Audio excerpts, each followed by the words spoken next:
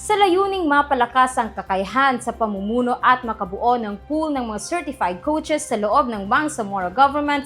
Nagsagawa ang Development Academy of the Bangsamoro ng 7 araw na foundational certification course on executive coaching para sa mga lider ng pamahalaan mula April 27 hanggang Mayo 3, 2026. Ang buong detalye ng balitang yan sa report ni Yana Sanday. Layunin ng programa na palakasin ang kakayahan sa pamumuno, coaching at pamamahala ng mga kalahok upang higit nilang magampanan ang kanilang mga tungkulin bilang mga lider sa serbisyo publiko sa loob ng Bangsamoro Region. Pinagtipon ng naturang pagsasanay ang mga executive directors, division chiefs at directors mula sa iba't ibang ministries at tanggapan ng Bangsamoro Government.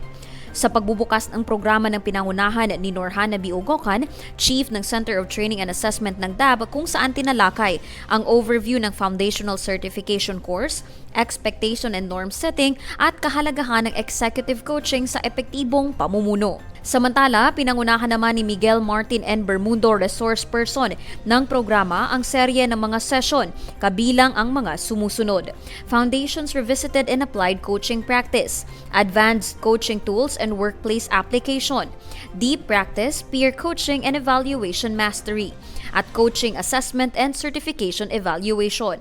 Aniya, ito ang kauna-unahang pagkakataon na nakita niya ang isang pamahalaan na may matibay na commitment sa pag-integrate ng coaching sa kabuuang plano nito para sa mabuting pamamahala.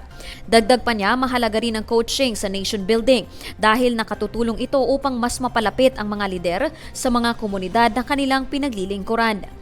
Tinalakay rin sa pagsasanay ang iba't ibang coaching strategies at practical applications na makatutulong sa mga kalahok sa pagpapalakas ng teamwork, decision-making, workplace communication at people management sa kani-kanilang mga tanggapan.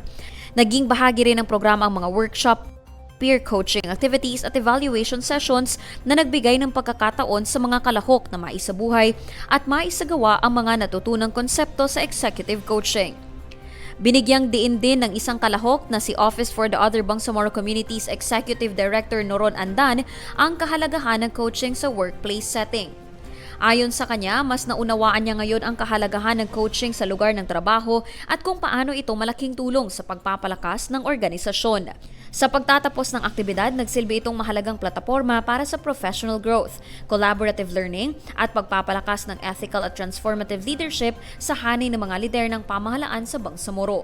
Sa pamamagitan ng naturang programa, patuloy na isinusulong ng DAB ang pagpapaunlad ng kakayahan ng mga lingkod bayan tungo sa mas mahusay, makatao at epektibong pamamahala at serbisyo publiko sa rehiyon.